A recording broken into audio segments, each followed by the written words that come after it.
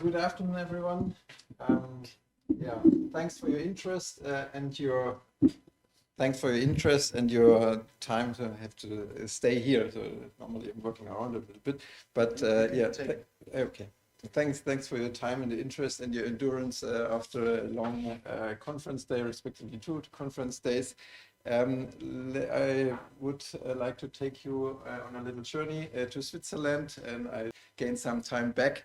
My name is Dirk Kruwinnus. I'm working for strategy department of Börse Stuttgart Group, and within that strategy department, I'm focusing on DLT financial instruments.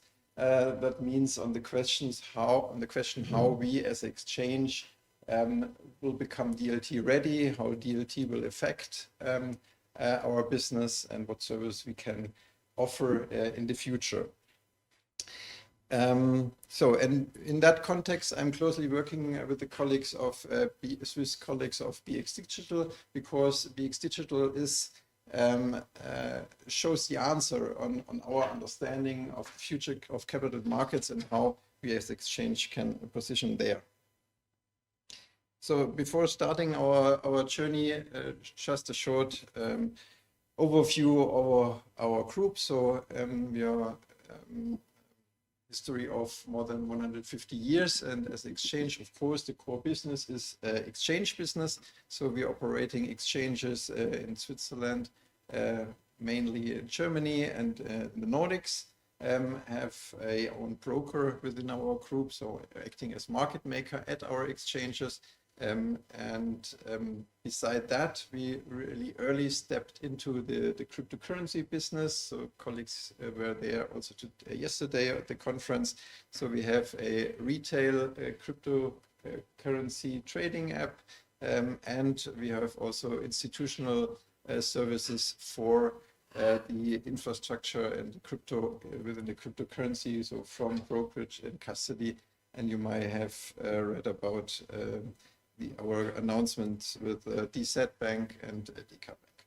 So the third pillar now is what we call tokenized asset or DLT financial instruments. And that's, as I mentioned, the answer on how we will position ourselves in the future. And yeah, so there BX will show how we can approach. And we heard about the last 2 days a lot about the momentum in the DLT financial instruments. So we see a lot issuances last year, also thanks to the ECB trials. And in that context, we see a lot of new players coming into the market and building infrastructure and doing first steps into that topic. But one piece of the puzzle, at least one piece of the puzzle is still missing, and that are secondary markets. And that's exactly what we are heading for and what BXDigital is going for. It was just last week and when we could announce that we got the first ever granted license by FINMA, so-called DLT trading system license in Switzerland. And it's a little bit misleading. So it's not only DLT trading license, but allows us out of one hand offering trading and settlement of DLT financial instruments. So that's a little bit that's comparable to what we see in Europe under the DLT pilot regime, the DLT trading and settlement system license.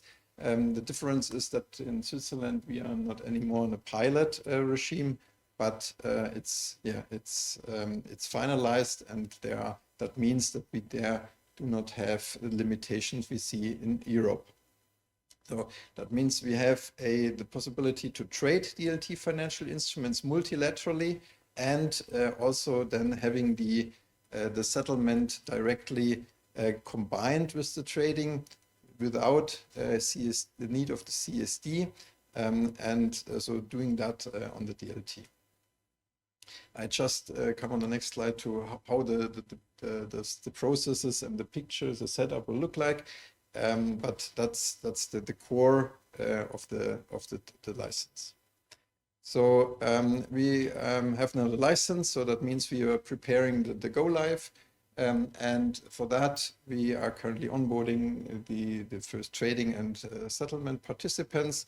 And then we have, as you see here, a pipeline of about 40 listings that will then come once started. And the range is very wide from tokenized DLT bonds, let's call it that way, to money market fund. We heard a lot the last 2 days.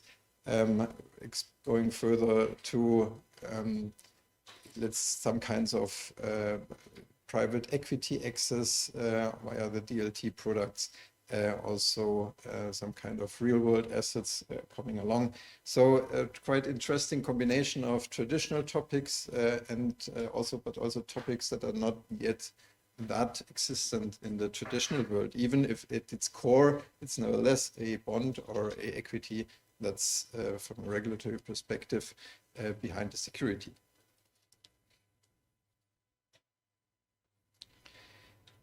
So, and how is our understanding of this DLT infrastructure for trading and settlement? So as we already operate trading venues, so we see that the trading works very good, perfectly in the off-chain world. So we have existing trading systems, we have existing trading participants. So, and our possibility and the USP is, of course, that we can leverage that.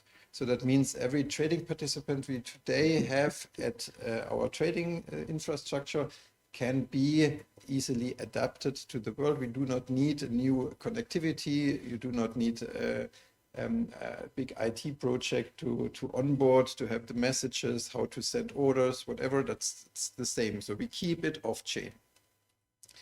And once we have a match in the order book, then we do not go the same way as today. So it's not routed to a CSD settlement, but it's routed to our DVP settlement solution. And this DVP settlement solution orchestrates the settlement peer-to-peer. So we do not have a central depot or central wallet function like the CSDs have. We have a peer-to-peer setup where every trading and settlement participants bring its own wallet to the table, and then we orchestrate the asset and the payment leg. And as we participated last year at the ECB trials, got 6 banks, they followed our use case, and we could do a lot of tests there. And the feedback from that banks and also from the market is that we currently the feedback is that it's central bank money is the focus for the payment leg. So if we found a way in fiat central bank money, that's preferred at the moment because stablecoins, commercial bank money tokens are not yet there at that stage to use it for capital market transactions. And on the other hand, of course, we do not have a wholesale CBDC, so we have this the requirement of the market to settle in fiat central bank money. And we solved that. You see it here, the picture in Switzerland. So we have direct access to the SIG system. So that means the settlement works out like that. It's a step-by-step delivery versus payment process. We from the seller wallet, we took the sold tokens, have then they are locked, let's say, in the settlement contract, in the DVP smart contract. Once we have the token locked, then we can directly trigger the payment between the buyer and the seller in the interbank system in Switzerland. Once we got there, the message back, of course, that the payment was executed, then we inform, let's say, the smart contract, and then the locked token are transferred to the wallet of the buyer. So that means we build on the one hand side a infrastructure that uses as many puzzle pieces as of today, so especially with regard to the trading, and then combining this with the DLT world, and then we have this decentralized peer-to-peer settlement, no central parties in between, especially with regard to the wallets. We build it on a public infrastructure, public blockchain, so that means Ethereum, advancing then the next step Polygon, but we are agnostic on that side, so we can add different chains, so it's permissioned or it's private or it's public, so that it's possible. On the other side, we can also add different payment ways. So as I mentioned, for the time being, it's a bridge to the fiat world, but if at one time, at one point in time, the market agrees on stablecoins, or if we have a wholesale CBDC, then we can switch, because in the future, of course, the future final picture is that you have everything on chain to have the full efficiencies of the DLT in the whole process. So, but so that means also we have no pre-funding as of today. We use existing payment rails. The banking know how to handle their central bank money accounts. We have no counterparty risk, because we settle in real time, near time, within 20-30 minutes it's settled, and then we have this whole setup is, as we got the FINMA license, fully regulated. Yeah, so from our roadmap, we started the whole process 2 or 3 years ago, having the first proof of concepts.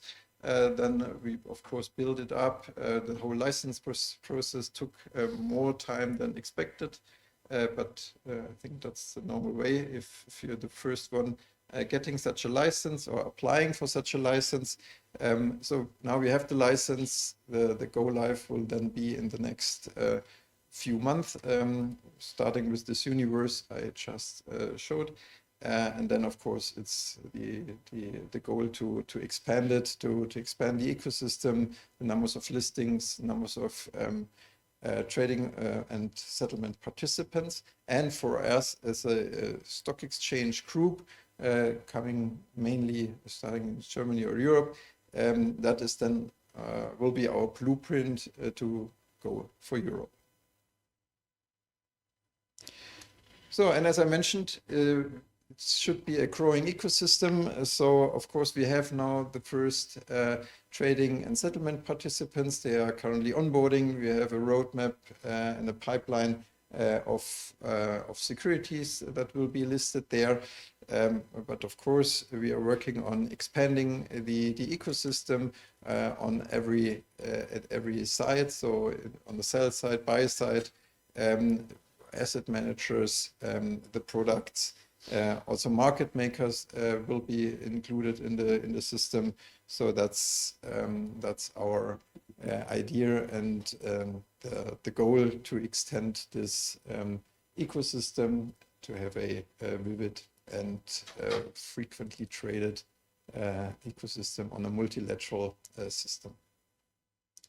So that was already a short trip to Switzerland and to the idea of setting up multilateral trading and settlement in a DLT world. And if there are any questions, either now or just the contacts, colleagues in Switzerland or myself, and yeah, happy to answer questions. You plan to set up something similar in Germany? In Europe. You? In Europe. Yes.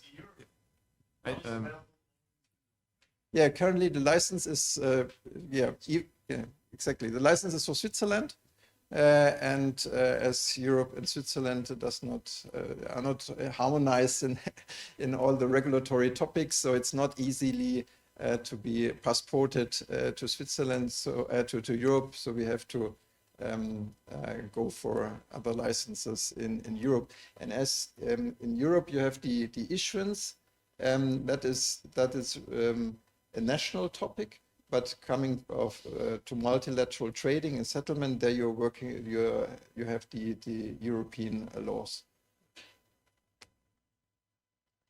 Why choosing Ethereum and then going to Polygon? Yeah, so the Ethereum, I think Switzerland is very Ethereum friendly. So that was the starting point. We started the POC on Ethereum, and we kept that because it was then built. The infrastructure we built itself is EVM based, consequently, and so we can easily switch to EVM based chains, private, permissioned or permissionless. Why then Polygon?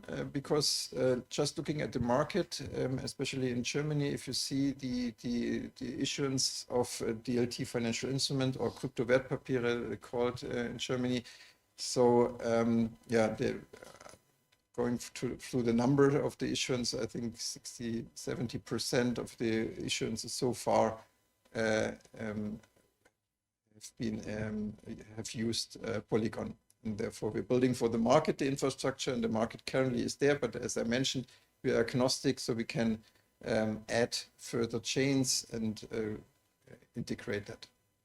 And then, don't you worry about the scalability? Pardon? About the scalability. Scalability. Yeah.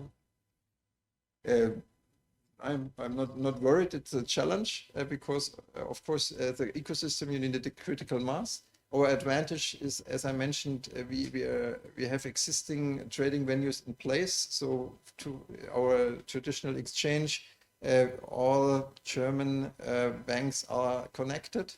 So the question of scalability is is more adoption topic. How we make this adoption as easy as possible for all of our existing and new trading participants. And there our answer is to have this hybrid or combined setup of using as many aspects or pieces of the puzzle off-chain and existing things, and then add the new things. Thank you. Thank you so much. You're welcome. Yep. Yes.